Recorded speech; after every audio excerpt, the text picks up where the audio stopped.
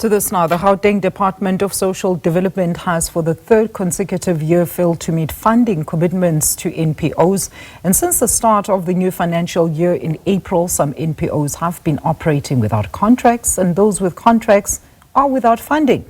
The Gauteng Care Crisis Committee, representing 105 of the NPOs, said that there were too many inconsistencies in the processes, and civil society organizations are calling on the GDSD to act with urgency and transparency in order to rectify all these issues.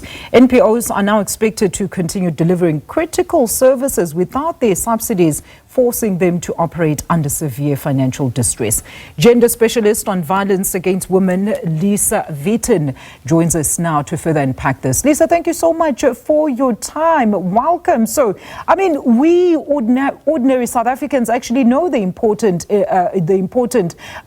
jobs that the NPOs do in assisting struggling as well as dwindling government services. And these organizations, Lisa, keep households intact, keep children fed, protected, at school and looked after as part of their many duties, going where government does not even reach. So what do you make of these latest developments on alleged failed funding commitments? They're very disappointing. One had hoped, that after 2 years of difficulty, of delayed payment, of a crisis last year which had quite significant protest, that this year things would have reverted to where they used to be in Gauteng. And although we can see some improvement in the sense that at least some organizations knew by the end of March that they would get funded, but not how much, we're once again in the position we've been in previous 2 years, that we're heading towards the middle of May, and organizations who did sign contracts have still not been paid. So now you have a situation where people are working, instead of getting their full salary, they're only getting half their salary, or their staff are on rotation. And organizations that have still not signed contracts are going to have to, quite possibly at this rate, given departmental processes, may only end up being paid towards the end of May. So that will be 2 months working without funding. It's an extremely difficult position to be in, because not only does it affect the organization, but it also affects beneficiaries.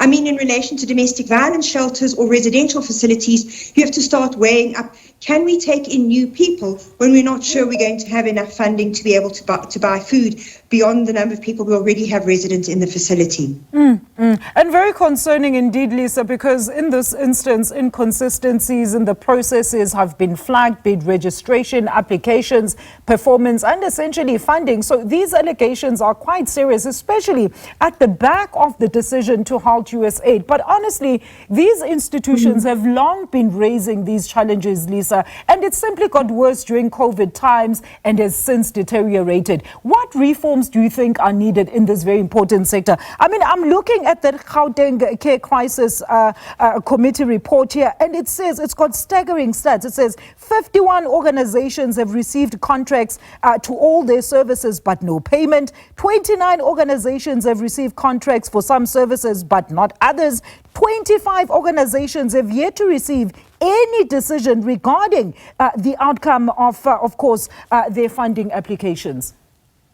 Well, we regard this really as the tip of the iceberg, because there are probably closer to about 850 organizations in Gauteng that provide services, and not all are necessarily members of the GCC. We don't believe that the department is especially discriminating against GCC members. So I think what we're seeing amongst GCC members is more broadly representative of what's going on in the province. But you're absolutely right. This problem extends nationally, and it has been going on for years.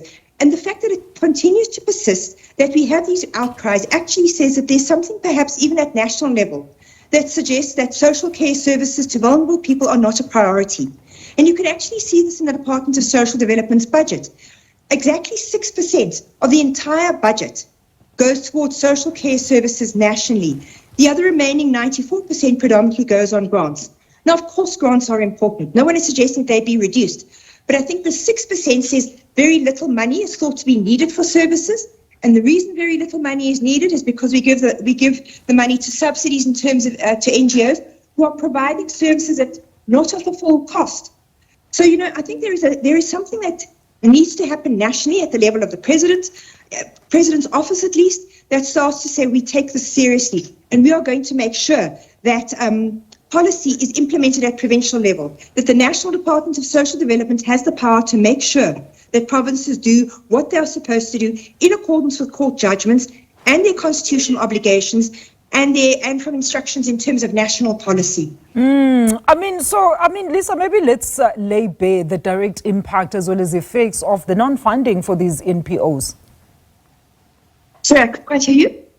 Yes, I'm saying maybe let's shock the country. Let's lay bare the direct impact as well as effects of non-funding for these NPOs. Yes, certainly. So I think let's take domestic violence shelters. There are 22 shelters in the province who are funded by DSD. That's almost every single domestic violence shelter. There are another 2 or 3 that don't get DSD funding, but DSD at this point doesn't run any of its own shelters for domestic violence. So if you affect the NPO service, you are creating a situation where abused women, despite this being a national priority from the president, their safety is being compromised. It's possible that they may not be able to get into a shelter immediately because, as I said, they're starting to restrict numbers in order to allow people in, and it may take you a couple of days to find a space within a shelter. That's really very concerning. The same goes for residential facilities for people with disabilities. The department runs 2 in the province. The other 33 are run by NGOs. So if they shut down, you certainly can't move all those services to government because there will be no space. So this is why this has to be a national priority. If we say we want to treat issues of disability, of gender-based violence, of children seriously, then it has to translate into the way things are funded and into systems and procedures that ensure that funding flows. Because if you don't do that, yes, you're not paying NGOs, but ultimately you are violating vulnerable people's socioeconomic rights in terms of Section 27 of the Constitution. And jeopardizing service continuity there to those beneficiaries that you spoke about that are much in need of these services, Lisa. This is a humanitarian. It could potentially lead to a humanitarian crisis. Well, this was exactly the complaint last year. We've seen once before. The most serious example was, of course, Life Esidimeni, where people were moved to NGOs, and there were some NGOs who did not necessarily have sufficient funding, and were reliant on, in that instance, the Department of Health funding. And the Department of Health's problems in paying NGOs were exactly the same as the Department of Social Development. They were delayed. And you can see in Life Esidimeni that some people died of hunger. When they performed autopsies on people who had died, they discovered plastic bags in their stomach. That's how hungry people were. That is how serious this can become.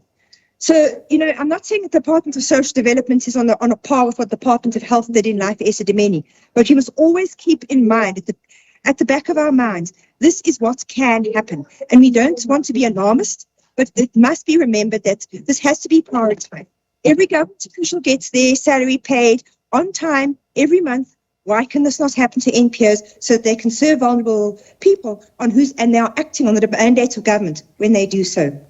Lisa, thank you so much for your input. Lisa Vetten is a gender specialist there on violence against women, weighing in on this NPO non-payment matter. We are also awaiting a formal reply or response from the Gauteng Social Development Department very soon.